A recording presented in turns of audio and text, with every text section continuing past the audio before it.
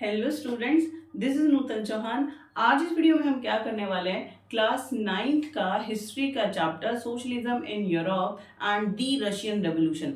इससे पहले के वीडियो में मैं आपको सारी आइडियोलॉजी कि लिबरल्स कौन होते हैं, रेडिकल्स कौन होते हैं, कंजर्वेटिव कौन होते हैं, नेशनलिस्ट कैसा सोचते हैं, सोशलिस्ट कैसा सोचते हैं, ठीक है। तो ये सब समझा चुकी हूँ। Causes of October revolution, causes of Russian revolution समझा चुकी हूँ, ठीक है। What happened in October revolution, February revolution में क्या हुआ वो समझा चुकी हूँ। जनता राजा के खिलाफ रशिया में जार निकोलस के खिलाफ बिल्कुल अच्छे से खिलाफ थी, चाहे पीजेंट्स हैं चाहे वर्कर्स हैं, क्योंकि उसने बहुत ज्यादा एक्सप्लॉइट किया हुआ था।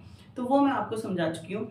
आज हम क्या करने वाले हैं, इससे लास्ट के वीडियो में जस्ट मैंने आपको अक्टूबर रेवोल्यूशन हुआ, ठीक है, बोल्शेविक्स वर्सेस प्रोविजनल गवर्नमेंट, और बोल्शेविक्स ने क्या कर दिया था, प्रोविजनल गवर्नमेंट को हरा दिया था, ठीक है। अब रशिया में जो प्रोविजनल गवर्नमेंट है उसको हराकर बोल्शेविक पावर में आ गए। इतनी बात समझ में आ गई।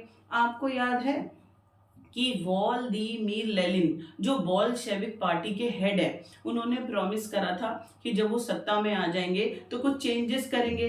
तो वो चेंजेस यहाँ पर है कि वॉर के बाद रशिया में क्या क्या चेंजेस हुए, अक्टूबर रेवोल्यूशन के बाद रशिया में क्या क्या चेंज हुए। देखो जरा क्या चेंज हुए।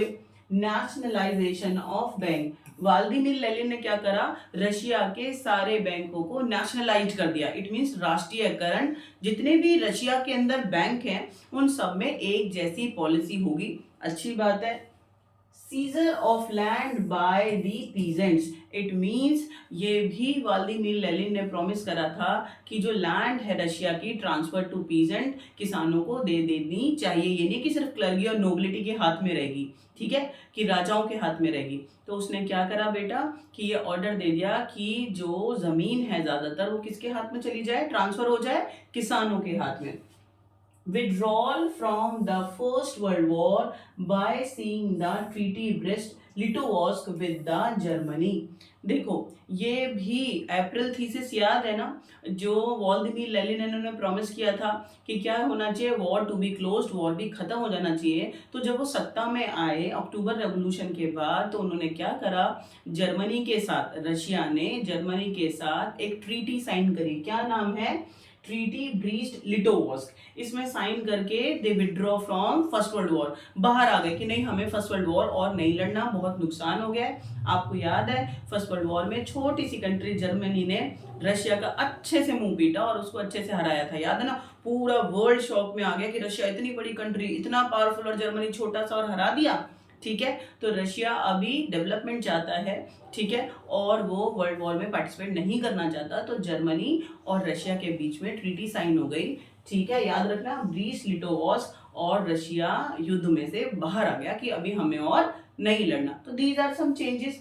बैंक भी nationalised, land transfer to peasants, and war to be close, war को खत्म कर दिया गया, ठीक है।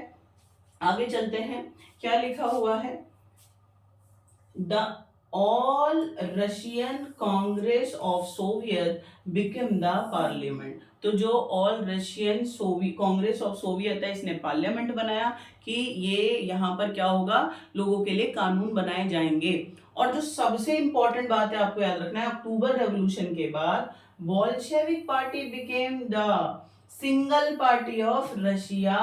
ये थोड़ा सा आप देखना कि अक्टूबर रेवोल्यूशन के बाद सिर्फ एक ही पार्टी, सिंगल पार्टी वाला रशिया एक कंट्री बन गया कि सिर्फ बोल्शेविक पार्टी होगी, अदर पार्टीज डिक्लेयर्ड इलीगल, कि कोई और पार्टी इलेक्शन में खड़ी नहीं हो सकती है, कोई बोल्शेविक्स पार्टी के खिलाफ कुछ बोल नहीं सकता है। तो अब रशिया अक्टूबर रेवोल्यूशन के बाद क्या कैसा बन गया, सिंगल पार्टी कंट्री बन गया। और कौन सी पार्टी सत्ता में है, बोल्शेविक पार्टी। याद रहेगा, बहुत इंपॉर्टेंट है 1 नंबर के लिए।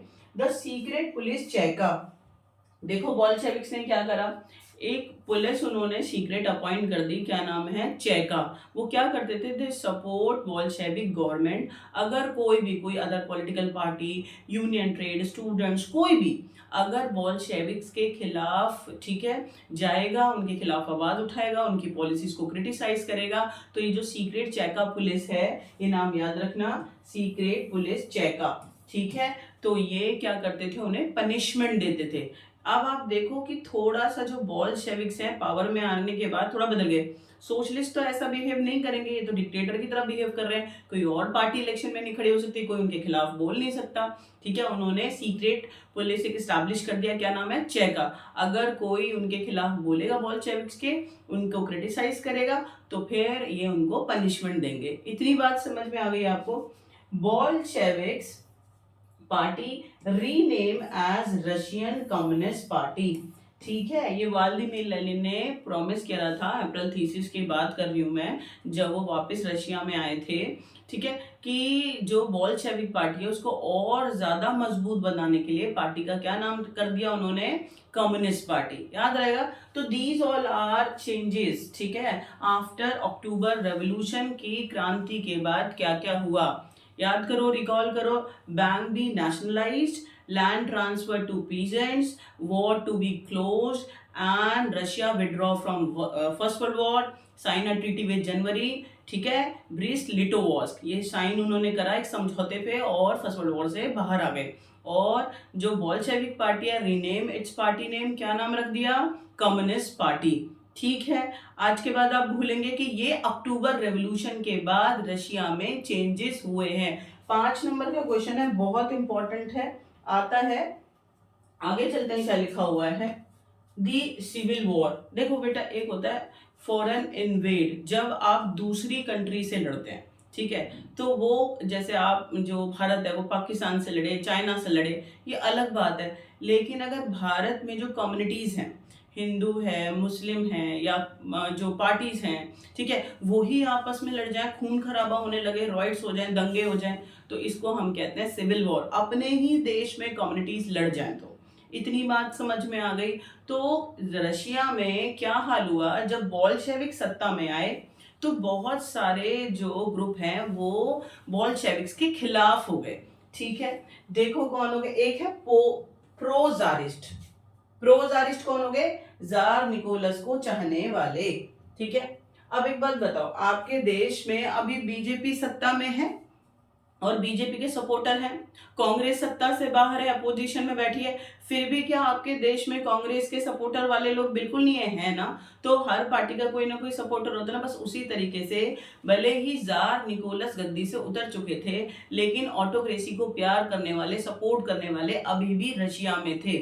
तो प्रोजारिस्ट कौन हो गए, जार को सपोर्ट करने वाले कि बोल्शेविक सत्ता में होनी चाहिए किसी भी तरीके से। वापस कौन सत्ता में आए, जार से की जो डायनेस्टी है उसके वंश से कोई गद्दी पर बैठे। ठीक है, एक है दी सोशलिस्ट रेवोल्यूशनरी पार्टी, दी सोशलिस्ट रेवोल्यूशनरी पार्टी। ठीक है, ये कौन है, ये भी सोशलिस्ट है, और जो बोल्शेविक है वो भी सोशलिस्ट है, लेकिन फिर भी ये आपस में पसंद नहीं करते एक दूसरे को। जो सोशलिस्ट रेवोल्यूशनरीज हैं वो भी बोल्शेविक को सत्ता से उतारना चाहते हैं। क्यों उतारना चाहते हैं, दोनों ही तो सोशलिस्ट हैं। देखो, जैसे स्टूडेंट होते हैं ना, कुछ इंटेलेक्चुअल होते हैं और कुछ एवरेज होते हैं, तो बस उसी तरीके से जो सोशलिस्ट हैं, आपको पता है कि सोशलिस्ट समाजवाद चाहते हैं, समाजवाद को बढ़ाना चाहते हैं, लेकिन थोड़ा थोड़ा सा इनमें डिफरेंस है। ठीक है, जो बोल्शेविक्स हैं, आपको याद है ना कि वो किसानों को सपोर्ट नहीं करते हैं, कहते हैं कि कुछ किसान रिच होते हैं और कुछ किसान गरीब होते हैं, तो उन्हें हम नहीं सोशलिस्ट कैटेगरी में ऐड कर सकते। ठीक है, ये मैंने आपको बताया था। तो जो सोशलिस्ट हैं वो बाद में डिवाइड हो गए थे, मेंशेविक्स में और बोल्शेविक्स में। हुए थे या नहीं हुए थे, तो इसीलिए कह रही हूँ कि कुछ सोशलिस्ट जो बोल्शेविक गवर्नमेंट है और बोल्शेविक की सोच है उससे बिल्कुल अलग थे, तो वो भी इनके खिलाफ है। आया समझ में क्या कहना चाहती हूँ। तो एक माहौल बन गया रशियन रेवोल्यूशन के बाद, जब सत्ता में बोल्शेविक है। इमेजिन करो आप रशिया के अंदर हैं, इमेजिन करो कि रशिया में बीजेपी नहीं, कौन सी, बोल्शेविक गवर्नमेंट है। इमेजिन करो वहां पर नरेंद्र मोदी नहीं, कौन है वहां पर, व्लादिमीर लेनिन गद्दी पर हैं। इतना इतना इमेजिनेशन कर लिया, अभी आप रशिया में हैं, भारत में नहीं है। उसके बाद आप सोचो कि जैसे बीजेपी पार्टी को भारत में क्या होता है, अलग अलग पार्टियां कंडेम करती हैं, क्रिटिसाइज करती हैं कि नहीं ये गलत कर रहे हैं, भले ही बहुत सारा अच्छा काम भी कर रहे हैं। ठीक है, तो अब आप इमेजिनेशन करो कि रशिया में बोल्शेविक्स के खिलाफ अलग अलग लोग हैं, प्रोजारिस्ट भी हैं, सोशलिस्ट रेवोल्यूशनरी पार्टी भी है या नहीं है, तो वो आपने इमेजिनेशन कर ली। तो एक माहौल लड़ाई का बन गया ना। और एक और चीज आपको यहाँ पर समझनी पड़ेगी, बोल्शेविक्स ने क्या कहा था, ये डिक्लेयर करा था ना कि जो लैंड है वो सारी किसानों को दे देंगे। ठीक है, तो इसकी वजह से when this news was heard by army और सोल्जर्स, तो army of Russia break down, कैसे टूट गई? भाई अच्छा काम करा कि किसानों को जमीन दे दी, लेकिन आपको पता है सोल्जर किसके बेटे होते हैं? ज्यादातर जो सैनिक होते हैं वो किसान के बच्चे होते हैं। जब सैनिकों ने ये सुना कि उनको उनके गांव में जमीन बटेगी, तो वो सेना को छोड़ छोड़ कर भागने लगे, ये काम नहीं करते, हम वापस जाते हैं जमीन पर अपना खेती करेंगे, हमें जमीन मिल जाएगी। आया या नहीं आया? अब इसकी वजह से रशिया की आर्मी ब्रेक डाउन होने लगी। तो चाहे वो प्रोजारिस्ट हैं या वो सोशलिस्ट रेवोल्यूशनरीज हैं या अदर पार्टी के लोग हैं, सब लोग बोल्शेविक्स को रिस्पॉन्सिबल मानने लगे, ठीक है। और साउथ रशिया के अंदर सबने अलग अलग अपने ट्रूप्स इकट्ठा आर्मी ऑर्गेनाइज करना शुरू कर दिया, ठीक है, बोल्शेविक्स के खिलाफ लड़ने के लिए। तो इस तरीके से रशिया में सिविल वॉर हुआ। बात समझ में आई कि आपस में लड़ गए। वो और बात है कि जो बोल्शेविक्स हैं उन्होंने सबको सप्रेस कर दिया, सबको हरा दिया, ठीक है। सबने आवाज उठाई कि भाई जो बोल्शेविक्स ने सत्ता से उतारा, इन्होंने गलत करा है। लेकिन जो बोल्शेविक, जब सिविल वॉर हुआ तो जीता कौन? फिर से बोल्शेविक जीते, उन्होंने सबको सप्रेस कर दिया। इतनी बात समझ में आ गई? जरा इसको रिकॉल करो, क्या कह रही हूँ कि अक्टूबर रेवोल्यूशन के बाद जो बोल्शेविक सत्ता में थे तो क्या हुआ बेटा? सिविल वॉर हुआ। When the Bolshevik ordered land redistributed, the Russian army began to break up. Soldier, mostly peasants, and go to home for the redistribution and deserted. ठीक है, मैंने बोला ना क्या हुआ था। इमेजिनेशन करो कि आप आर्मी में है रशिया की और आपको न्यूज आ गई कि भाई गांव में जमीन बटेगी, तो सेना का काम छोड़ छोड़कर गांव भागने लगे कि ठीक है गांव में जाके जमीन मिल जाएगी, इस काम को छोड़ो। तो इससे आर्मी तो टूट गई, सारी बर्बाद हो गई, आर्मी में कोई बचेगा ही नहीं, ठीक है। तो जो रशिया की जो प्रोटेक्शन है वो टूट जाएगी। बाहर के देशों से अगर अटैक होगा तो कैसे लड़ेगा रशिया? आर्मी तो बहुत जरूरी है। नॉन बोल्शेविक सोशलिस्ट, जो बोल्शेविक नहीं है लेकिन सोशलिस्ट हैं, मैंने आपको बताया ना सोशलिस्ट हैं, सोशलिस्ट में भी अलग अलग टाइप के सोशलिस्ट है, समाजवादी सोशलिस्ट, लेकिन नॉन बोल्शेविक, जो बोल्शेविक नहीं है और जो व्लादिमीर लेनिन के अंडर नहीं है, लिबरल्स हैं, ठीक है, सपोर्टर ऑफ ऑटोक्रेसी, जो राजतंत्र को प्यार करते हैं, जो जार निकोलस के सपोर्टर थे, कंडेम द बोल्शेविक अपराइजिंग। तो नॉन बोल्शेविक्स हैं, जार के सपोर्टर हैं, लिबरल्स हैं, ऑल कंडेम बोल्शेविक पॉलिसीज की भैया ये गलत हैं, ठीक है। Their leader move to south Russia, south Russia में सब ये लोग इकट्ठे होने लगे, ऑर्गेनाइज ट्रूप्स, अपनी आर्मी इकट्ठी करी, फाइट द बोल्शेविक्स, ठीक है। तो बोल्शेविक्स हैं रेड में, एक एक नंबर में आ जाता है, हर किसी ने अपने आर्मी की ड्रेस डिसाइड कर ली ना, तो बोल्शेविक्स रेड में है। And during 1918 and 1919 the green socialist, जो सोशलिस्ट रेवोल्यूशनरीज हैं वो ग्रीन ड्रेस में हैं, और जो प्रोजारिस्ट हैं, जार को मानने वाले, वो हैं व्हाइट ड्रेस में, ठीक है। रिकॉल करो कि एक मैदान है, रशिया के मैदान में सब इकट्ठा हो गए, प्रोजारिस्ट ने व्हाइट के जो सपोर्टर हैं, सोल्जर हैं, उन्होंने व्हाइट पहना हुआ है, बोल्शेविक्स ने रेड पहना हुआ है, ठीक है। और बीच में कौन है? एक हो गए यहाँ पर रेड जो है बोल्शेविक्स, उसके बाद ग्रीन सोशलिस्ट, ठीक है, रेवोल्यूशनरी। तो ये तीन आर्मी अलग अलग बट गई, एक ही देश के अंदर एक मैदान में आ गए लड़ने के लिए, ठीक है। तो प्रोजारिस्ट ने क्या पहना हुआ है? व्हाइट पहना हुआ है, जो जार निकोलस को सपोर्ट करते हैं, ऑटोक्रेटिक सिस्टम को सपोर्ट करते हैं। और जो नॉन बोल्शेविक्स हैं, जो सोशलिस्ट रेवोल्यूशनरीज हैं, उन्होंने क्या पहना हुआ है? उन्होंने ग्रीन पहना हुआ है। और जो बोल्शेविक हैं, जो व्लादिमीर लेनिन को सपोर्ट करते हैं, उन्होंने रेड पहना हुआ है, और आपस में लड़ाई हो रही है, सिविल वॉर हो गया, ठीक है। And controlled most of the Russia empire, बाद में बेटा इन सबको हराकर जो बोल्शेविक्स हैं उन्होंने सिविल वॉर को बंद कर दिया, कामयाब हो गए, ठीक है। आगे चलते हैं, मेकिंग अ सोशलिस्ट सोसाइटी। देखो अब आप इमेजिनेशन करो, सबसे पहले सत्ता में कौन था रशिया में? Tsar Nicholas second. वो था बहुत अत्याचारी, किसानों को भी बहुत दुखी करा, मजदूरों को भी बहुत दुखी करा, ब्लडी संडे कर दिया, ड्यूमा जो इलेक्टेड पार्लियामेंट है उसे ना चलने दे, फर्स्ट वर्ल्ड वॉर में घुसा तो हार गया, तो जनता बड़ी परेशान थी। वर्कर ने फरवरी रेवोल्यूशन करा और जार निकोलस को 2 मार्च 1917 को गद्दी से उतारा। एक पार्ट तो ये था। उसके बाद प्रोविजनल गवर्नमेंट बनी ठीक है, जार निकोलस के बाद प्रोविजनल गवर्नमेंट बनी। लेकिन व्लादिमीर लेनिन जो बोल्शेविक हैं, जो सोशलिज्म को बढ़ाना चाहते हैं, तो क्या हुआ अक्टूबर रेवोल्यूशन में? बोल्शेविक वर्सेस क्या हो गया, ये प्रोविजनल गवर्नमेंट, और प्रोविजनल गवर्नमेंट हार गई। अक्टूबर रेवोल्यूशन में प्रोविजनल गवर्नमेंट हारी और सत्ता में कौन आ गए? बोल्शेविक्स आ गए। इतना समझ में आया आपको? फिर उसके बाद क्या हुआ था? सिविल वॉर हो गई कि एक ही देश में आपस में सब लड़ गए। ठीक है, तो जो उसमें प्रोजारिस्ट भी हैं, उसमें नॉन बोल्शेविक्स भी हैं, उसमें लिबरल्स भी हैं, सब लड़े। जीता कौन? फिर से बोल्शेविक ही सत्ता में रहे। अब फाइनली सत्ता में कौन है? बोल्शेविक। ड्रामा सारा क्रांति व्रांति खत्म हो गई। ठीक है, बहुत लंबी क्रांति चली, 1 साल से, फरवरी भी ले, अक्टूबर भी ले, सिविल वॉर भी ले, खूब बर्बादी हो गई। लेकिन अब स्थिरता आ गई। ठीक है, अभी कोई लड़ाई नहीं हो रही। जब लड़ाई नहीं हो रही तो फिर डेवलपमेंट के बारे में सोचेंगे या नहीं सोचेंगे? बिल्कुल सोचेंगे। तो लेट्स टॉक अबाउट, जब बोल्शेविक सत्ता में है तो एक सोशलिस्ट सोसाइटी बनाने की कोशिश कर रहे हैं जहां सबके लिए डेवलपमेंट हो। तो उन्होंने क्या करा? सेंट्रलाइज पॉलिसी इंट्रोड्यूस, कि एक जैसे नियम होंगे खेती के लिए और इंडस्ट्रीज के लिए। इतनी बात समझ में आ गई। एंड बोल्शेविक्स जो हैं, इन्होंने क्या करा? They were introduce 5 year planning. 5 year planning, कि 5 साल के लिए एक प्लानिंग सेट कर दी कि भाई इंडस्ट्री ऐसे डेवलप होंगी, और सेंट्रलाइज सिस्टम कर दिया कि पूरे रशिया में एक जैसे नियम रहेंगे। आपको पता है आपके देश में भी 5 ईयर प्लानिंग होती है। कहाँ से आपने ये आइडिया अडॉप्ट करा है? रशिया से। भूलेंगे आप इस बात को? बिल्कुल नहीं भूलना चाहिए। तो होपफुली यू अंडरस्टैंड कि रशिया में भी क्रांति खत्म हो गई है, और क्या हो रहा है, जो बोल्शेविक्स हैं वो कोशिश क्या कर रहे हैं? रशिया को सोशलिस्ट कंट्री बनाने की। देखो जरा, अ प्रोसेस ऑफ सेंट्रल प्लानिंग। अभी वो क्या कर रहे हैं कि जो भी नियम बनाए पूरे रशिया में एक जैसे हो। ठीक है, a process of centralize planning was introduce. Official assess how the economy could work and set target for 5 year plan। जो ऑफिसर्स हैं, इकोनॉमिस्ट हैं, वो एसेस कर रहे हैं, वो पूरा एनालाइज कर रहे हैं कि कैसे रशिया की इकोनॉमी को बूस्ट करें। तो उन्होंने 5 ईयर प्लान लॉन्च कर दिया। ठीक है, the government fix all the prices, promote industrial growth during the first 2 plan. शुरू के 5, जो उन्होंने 5-5 साल के 2 प्लानिंग करी रशिया ने। ठीक है, तो शुरू में उन्होंने एक तो चीजों के प्राइस फिक्स कर दिए।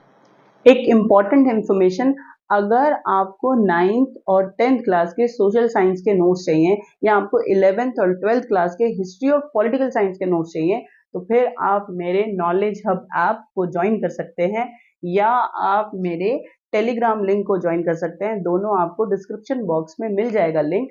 आप यहाँ से इजी लैंग्वेज में बहुत अच्छे से एक्सप्लेनेशन है नोट्स में, आप पढ़ सकते हैं। तो आपकी जो स्टडी का जो पूरा रास्ता है वो बहुत आसान होने वाला है।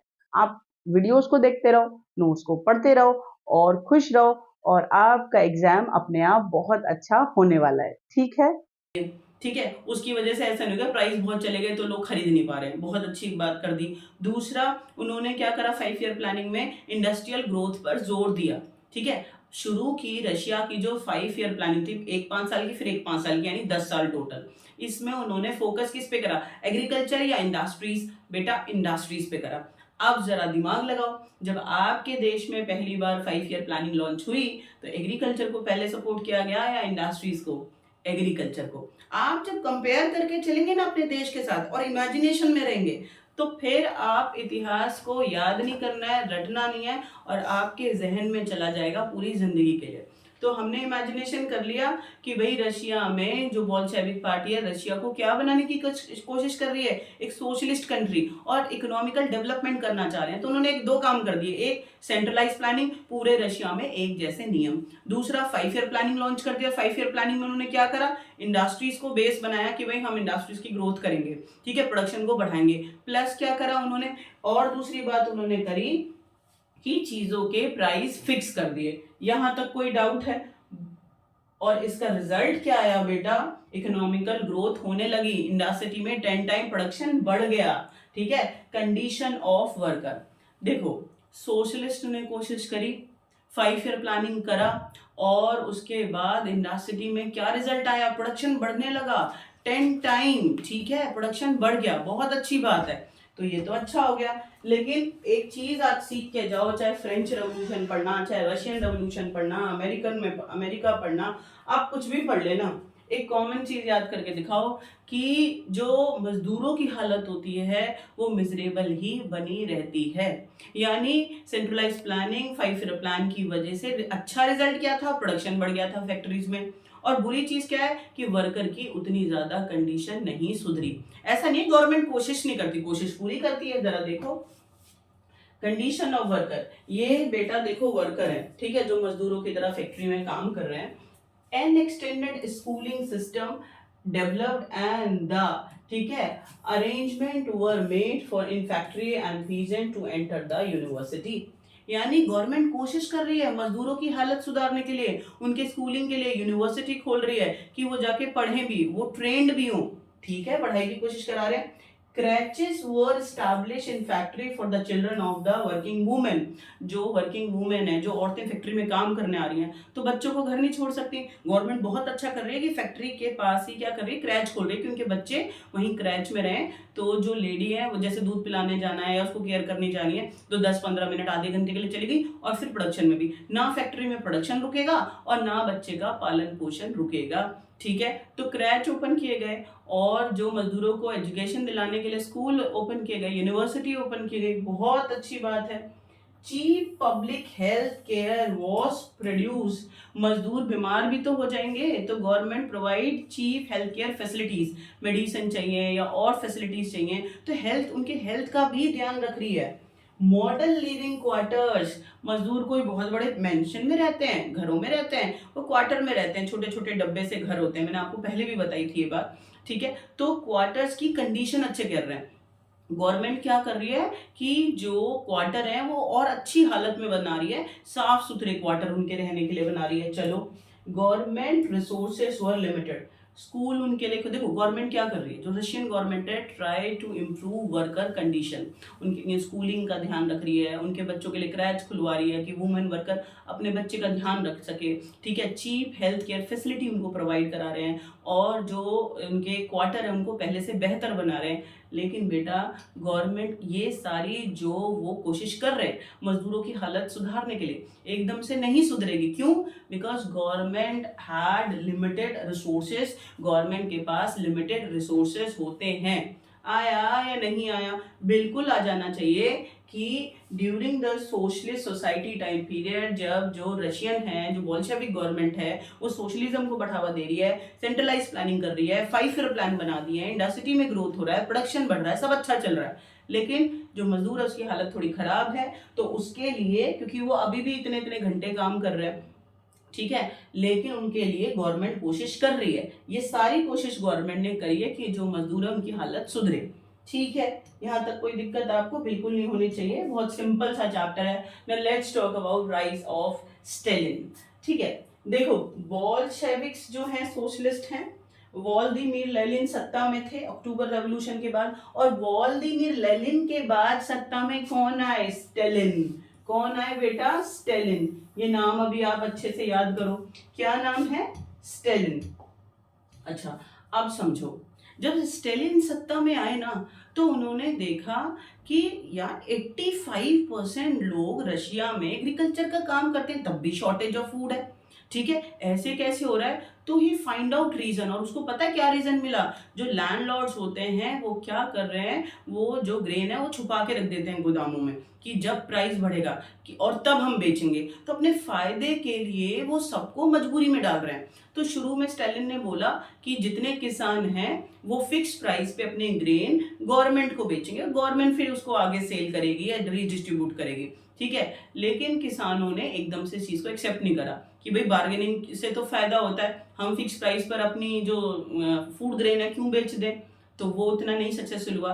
तो finally to sort out this shortage of food matter, Stalin ने क्या करा, जब स्टेलिन रशिया में गवर्नमेंट में थे, हेड बने स्टेलिन, ठीक है, तो उन्होंने इस प्रॉब्लम को ठीक करने के लिए एक प्लानिंग इंट्रोड्यूस करी जिसको हम क्या कहते हैं? Collectivisation, collective farming. Collective farming, ये देखो ये किसान है सब, ठीक है। रशिया के अंदर इन्होंने क्या करा कि स्टेलिन ने बोला कि जो सबकी जमीनें हैं ना, छोटी छोटी जमीनें, इन सबको जोड़ दो, जमीन वहीं रहती है, सिर्फ फेविकॉल से नहीं चिपकाना है, ठीक है। तो सब अपनी अपनी जमीन पे थोड़ा थोड़ा खेती करते थे। उसने कहा कलेक्टिव फार्मिंग होगी, यानी इकट्ठा सारे किसान एक साथ खेती करेंगे, ठीक है। और उसके बाद जो प्रोडक्शन होगा अकॉर्डिंग टू वर्क सब में बट जाएगा। उसने ये सोल्यूशन निकाला, ठीक है, स्टेलिन, ठीक है, introduce collectivisation. And what is collectivisation? कि उसने बोला कलेक्टिव फार्मिंग में खेती होगी, सारी जो जमीनें हैं किसानों की उन्हें जोड़ देंगे, सारे किसान एक साथ काम करेंगे और जो प्रोडक्शन होगा अकॉर्डिंग टू वर्क सब में डिस्ट्रीब्यूट हो जाएगा प्रॉफिट। तो ऐसी कोई दिक्कत वाली बात होनी नहीं चाहिए। बट जो जिनके पास ज्यादा जमीनें हैं नहीं कर देना चाहते वो अपनी जमीन की, है क्या बात, जिनके पास थोड़ी जमीन है एक के पास ज्यादा जमीन है, तो बहुत सारे जो किसान उन्होंने कंडेम करा, क्रिटिसाइज करा कि भाई हम तो अपनी जमीन नहीं देंगे। तो जो स्टेलिन है उन्होंने क्या बोला, स्टेलिन ने बोला कि ठीक है जो किसान अपनी मर्जी से खेती करना चाहते हैं वो करें, ठीक है, इंडिपेंडेंट खेती कर लें, लेकिन अगर कोई नेचुरल डिजास्टर आया जैसे फ्लड आ जाए या ठीक है थंडर स्टॉर्म आ जाए या फिर बाढ़ आ जाए तो उस या फिर ड्रॉट्स पड़ जाए, सूखा पड़ जाए और जमीन हो जाए खराब, क्रॉप्स हो जाए, फेल प्रोडक्शन फेल हो जाए, उस दौरान में जिन्होंने कलेक्टिव फार्मिंग करी है उसे तो गवर्नमेंट मदद करेगी और जिन्होंने इंडिपेंडेंट फार्मिंग करी है अपने आप करी है उसको गवर्नमेंट मदद नहीं करेगी। उसने ऐसे छोड़ दिया। इतनी बात समझ में आ गई। तो स्टेलिन के टाइम पीरियड में जो रशिया में किसान है वो कलेक्टिव फार्मिंग करने लगे। अब स्टेलिन का क्या इसमें मोटिव था, वो प्रोडक्शन को बढ़ाना चाहता था, लेकिन बेटा स्टेलिन अपने मोटिव में फेल हो गया, कोई प्रोडक्शन नहीं बढ़ा। उसकी अपनी पार्टी, दूसरे तो छोड़ो, दूसरे तो उसको क्रिटिसाइज कर ही नहीं थे, उसकी अपनी पार्टी के लोग भी उसे क्रिटिसाइज कर रहे थे और इसने लोगों का मुंह बंद करवाने के लिए उन्हें जेल में डाला। बात समझ में आ गई कि गवर्नमेंट का क्या काम होता है, पॉलिसी बनाना, सही बनी तो जनता सपोर्ट में और गलत रिजल्ट आया तो कंडेम करेगी, क्रिटिसाइज करेगी। आया या नहीं आया, बहुत सिंपल सी बात है कि स्टेलिन जब सत्ता में आए तो उन्होंने कलेक्टिवाइजेशन इंट्रोड्यूस करा, ठीक है। उसने क्या किया, सारी जमीनों को बोला जोड़कर किसान अपना एक साथ खेती करेंगे, ठीक है, बिग फार्म पर, और जो प्रॉफिट आएगा प्रोडक्शन होगा वो सब में डिस्ट्रीब्यूट हो जाएगा, ठीक है। लेकिन ये कलेक्टिवाइजेशन फेल हो गया और जो जमीन है रशिया में पूरा उसको कहते हैं कुलकाज और जो किसान है उसको कहते हैं कुलका, ठीक है। अब जरा इसको रिकॉल करो, creation of collective farming known as kolkhoz. Kolkhoz जो पूरी जमीन को जोड़कर एक साथ खेती कराना चाहता है, कलेक्टिव फार्मिंग, उसको क्या कहते हैं रशिया में, कुलखास, ठीक है। एक नंबर में अलग से आ जाता है। Peasants worked on these collective farms and share the profit. ये मैं आपको बता चुकी हूँ। कलेक्टिव फार्मिंग में क्या होने वाला था, सब डांस करने वाले थे, गाना गाने वाले थे, नहीं, कि जो किसान है वो इकट्ठा खेती करेंगे और जो प्रोडक्शन आएगा तो फिर उनका जो प्रॉफिट है वो आपस में शेयर कर लेंगे। Peasant who resisted collectivization were punished, ठीक है। जो लोग इस बात को नहीं मानेंगे उनको पनिशमेंट दी जाएगी, ठीक है। इतनी बात आपको समझ में आ गई। आप भूलेंगे, आप इमेजिनेशन करो, आप स्टेलिन है, आप इमेजिनेशन करो कि आप हेड है रशिया के और आपने शॉर्टेज ऑफ फूड को ठीक करने के लिए क्या करा, कलेक्टिवाइजेशन इंट्रोड्यूस कर दिया, एक सारी जमीन को आपस में जोड़ दिया और किसानों से बोला सब मिलके खेती करो, है ना। और लेकिन बेटा ये जो शो है वो पूरा फ्लॉप हो गया और प्रोडक्शन नहीं बढ़ा, ठीक है। और स्टेलिन के सारे लोग, चाहे वो पीजेंट्स हैं, वर्कर हैं, सब उसको क्रिटिसाइज करने लगे, प्लस उसकी पार्टी के मेंबर भी, ठीक है। यहां तक आपको दिक्कत नहीं होनी चाहिए। आगे चलते हैं, ग्लोबलाइजेशन ऑफ रशियन रेवोल्यूशन। अब हम इस चैप्टर के लास्ट में आ गए हैं, अभी चैप्टर कंप्लीट हो जाएगा। बहुत सिंपल चैप्टर था, बहुत सिंपल चैप्टर कि रशिया में फरवरी क्रांति हुई, राजा को गद्दी से उतारा, अक्टूबर रेवोल्यूशन हुआ तो प्रोविजनल गवर्नमेंट को खींच के गद्दी से उतार दिया, बोल्शेविक सत्ता में तो सिंगल पार्टी बन गया जो रशिया है और वो थोड़ा सा डिक्टेटर की तरह बिहेव कर रहे हैं, सिविल वॉर हो गया, ठीक है। उसके बाद स्टेलिन सत्ता में आए तो उन्होंने कलेक्टिवाइजेशन इंट्रोड्यूस कर दिया, लेकिन वो थोड़ा सा फ्लॉप हो गया। तो ये उस टाइम पर 18वीं सेंचुरी में रशिया का हालत है कि एक के बाद एक क्या सिचुएशन हो रही थी, ठीक है। अभी हम देखें कि रशिया का जो सोशलिज्म उसने बढ़ाया, रशिया एक सोशलिस्ट कंट्री बनी, तो उससे पूरे वर्ल्ड पे क्या असर पड़ा हमें वो देखना है, ठीक है। ग्लोबलाइजेशन ऑफ रशियन रेवोल्यूशन, जो रशिया में क्रांति हुई, रशिया एक सोशलिस्ट कंट्री बना, इसका क्या असर पड़ा हमें वो देखना है, ठीक है। वो देखो, formation of communist party all over the world like communist party great Britain. Russia एक बहुत बड़ी सोशलिस्ट कंट्री बन गया, उसको देख के जो दूसरी कंट्रीज हैं वो भी प्रभावित हुई, ठीक है। और हर जगह पर कम्युनिस्ट पार्टी स्टैब्लिश होने लगी। Those country want to establish socialism, तो उन्होंने अपने अपने देश में कम्युनिस्ट पार्टी स्टैब्लिश करी। जैसे कि ग्रेट ब्रिटेन, इसमें एक कम्युनिस्ट पार्टी स्टैब्लिश की गई। आ गया समझ में? देखो, अगर आप किसी से इंस्पायर हो जाएंगे तो आप वैसा ही करेंगे ना। तो रशियन रेवोल्यूशन से और सोशलिज्म से जो रशिया में आया, उससे बहुत सारे कंट्रीज क्या हो गए, इम्पैक्ट में आ गए कि भाई सोशलिज्म अच्छी बात होती है। ठीक है, तो इस वजह से क्या हुआ, अलग अलग जो कंट्रीज है उन्होंने अपनी अपनी कंट्री में कम्युनिस्ट पार्टी स्टैब्लिश करी, और फाइन एग्जांपल ब्रिटेन ने ऐसा किया। ठीक है, फॉर्मेशन ऑफ कम्युनिस्ट इंटरनेशनल, यानी पूरे वर्ल्ड के लिए कि जिसको भी कम्युनिस्ट कंट्री बनना है, सोशलिज्म को आगे बढ़ाना है और सोशलिज्म के आइडियोलॉजी को बढ़ावा देने के लिए, डिस्कस करने के लिए क्या किया गया, एक ऑर्गेनाइजेशन बनी जिसका नाम है formation of Communist International. Formation of Communist International. ठीक है, आगे देखते हैं। Encourage freedom movement in the colonial regions. आपको पता है जब रशिया में रेवोल्यूशन हुआ और या फिर जब फ्रांस में रेवोल्यूशन हुआ, उस टाइम पर हम कॉलोनी थे, we under Britishers, Britishers our administrative head. तो हम जैसे जितनी भी कॉलोनी होंगे जहां जहां पर, ठीक है, एम्पायर्स ने, जैसे ब्रिटेन है, ठीक है, इन्होंने कब्जा किया हुआ था, तो जो कॉलोनी वाले लोग हैं ना, दे इंस्पायर्ड कि भाई हमें भी क्रांति करनी चाहिए और हमें आज़ादी लेनी है। ठीक है, तो होपफुली यू अंडरस्टैंड कि ये रशियन रेवोल्यूशन की वजह से जो कॉलोनी पीपल हैं, जो गुलाम हैं अलग अलग कंट्रीज में, अलग अलग टेरिटरीज में, वो इंस्पायर हो गए for what, struggle getting freedom, ऐसा कि वो भी इंस्पायर होने लगे, हमें क्रांति करनी है और हमें आज़ादी लेनी है। ये रशिया रेवोल्यूशन के ग्लोबल इम्पैक्ट है कि पूरे पूरे वर्ल्ड में, अपने देश में तो हुआ ही प्रभाव कि सब सोशलिस्ट बनना चाह रहे हैं, लेकिन पूरे वर्ल्ड पे क्या प्रभाव पड़ा। ठीक है, तो पूरे वर्ल्ड की बात बता रही हूँ कि सब ने अलग अलग जगह पर कम्युनिस्ट पार्टी खोलना शुरू करा, जैसे ब्रिटेन, और कम्युनिस्ट इंटरनेशनल खोला गया कि हर जगह पर क्या हो, सोशलिज्म को बढ़ावा देने के लिए ये खोला गया। प्लस जो कॉलोनी है, जहां जहां पर जिन कंट्रीज में लोग गुलाम हैं, अंडर एम्पायर है, उन्होंने स्ट्रगल करना शुरू करा आज़ादी के लिए। Plus however repressive policy followed by USSR became known worldwide। ठीक है, देखो सोशलिज्म बहुत ज्यादा अच्छी बात है, इसीलिए तो इतनी सारे कंट्रीज प्रभावित हुए, और उन्होंने क्या करा, हर किसी ने कम्युनिस्ट पार्टी स्टैब्लिश करी, सोशलिज्म को सपोर्ट करा। सोशलिज्म आइडियोलॉजी गलत नहीं है, समवेयर जो हमारी कंट्री है वो भी सोशलिस्ट है। ठीक है, जो हमारा प्रियम्बल है, हमारे कॉन्स्टिट्यूशन में सोशलिस्ट ये वर्ड लिखा हुआ है कि हम समाजवादी भी हैं, लेकिन बेटा कि जो यूएसएसआर ये ऑर्गेनाइजेशन है और उसका रशिया इसका हेड था, तो सबको पता है पूरे वर्ल्ड के अंदर कि इसने कहीं कहीं पर रिप्रेसिव, दबाने वाली दूसरे कंट्रीज को पॉलिसी बनाई। तो मैं आपसे कह रही हूँ कि रशियन रेवोल्यूशन के सारे अच्छे प्रभाव हुए, बहुत सारी कंट्रियां उससे प्रभावित हुई और सोशलिज्म प्रमोट हो गया, बहुत अच्छी बात है। ये ग्लोबल इम्पैक्ट है रशियन रेवोल्यूशन के। बट हर किसी को ये भी पता है कि रशिया जो है, जो वो यूएसएसआर का हेड बना सोशलिज्म को बढ़ावा देने के लिए, लेकिन कहीं कहीं उसने रिप्रेसिव पॉलिसी यानी दूसरी कंट्रीज को दबाने के लिए पॉलिसी बनाई। तो ये थोड़ा सा नेगेटिव चीज है, इसे भी आप ध्यान रख लेना। अब आपको लास्ट में चीज सिखा के जाती हूँ, आपकी बुक में तो नहीं लिखा लेकिन आपको मैं बताती हूँ। देखो, हर देश एक स्ट्रैटेजी अपनाता है, एक आइडियोलॉजी अपना लेता है, क्या करने के लिए बेटा, आगे बढ़ने के लिए, विकास के लिए। ठीक है, कोई एग्रीकल्चर को आगे बढ़ाता है, कोई बेटा इंडस्ट्री को आगे बढ़ाता है। इंडिया में मिक्स्ड इकोनॉमी है, हम एग्रीकल्चर को भी लेके चलते हैं, हम इंडस्ट्री को भी लेके आगे चलते हैं।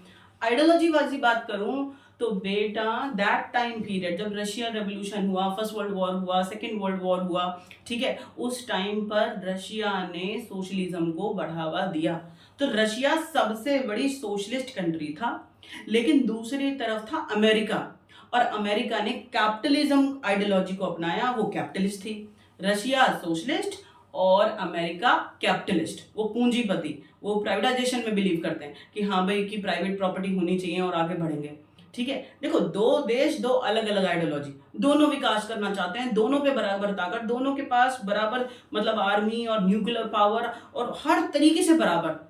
लेकिन आपको पता है 1991 में यूएसएसआर डिसइंटीग्रेट हो गया, टूट गया, और रशिया थोड़ा सा पीछे चला गया, और आज भी पहले नंबर पे इकोनॉमी में कौन रहा, अमेरिका। तो यहाँ पर सीखने वाली बात यह है कि अलग अलग कंट्रीज आइडियोलॉजीज को अपनाते हैं अपने देश के विकास के लिए, वो बाद में रिजल्ट मिलते हैं, कि वो आपके देश के लिए सही रहा या गलत। सोशलिज्म अच्छी बात है, बहुत अच्छी बात है, बट समवेयर कैपिटलिज्म थोड़ा सा आगे रहा और अमेरिका आगे चला गया और 1991 में जाके जो यूएसएसआर है वो डिसइंटीग्रेट हो गया, टूट गया। उसमें जितनी जो कंट्रीज थी पार्टिसिपेट करते थे वो सब अलग अलग हो गए, ठीक है। और यूएसएसआर टूट गया 1991 में। यूएसएसआर का हेड कौन था? रशिया। तो रशिया को चोट लगी ना, तो रशिया और अमेरिका दोनों बराबर थे, लेकिन रशिया पीछे रह गया और अमेरिका आगे चला गया। और इस तरीके से ये चैप्टर पूरा अच्छे से कंप्लीट हो गया। सोशलिज्म का मीनिंग भी आपको समझ में आया होगा, रशिया के रेवोल्यूशंस भी आपको समझ में आए होंगे। और दैट्स इट। अभी हम नेक्स्ट वीडियो में नेक्स्ट कोई इतिहास का चैप्टर पढ़ेंगे, सिविक्स पढ़ेंगे, इकोनॉमिक्स पढ़ेंगे, ज्योग्राफी पढ़ेंगे। आपका बस पढ़ते रहना ज़रूरी है, थोड़ा सा खेलते रहो, सुनते रहो, पढ़ते रहो और व्यस्त रहो, और आपके एग्जाम बहुत अच्छे हो जाएंगे, ठीक है।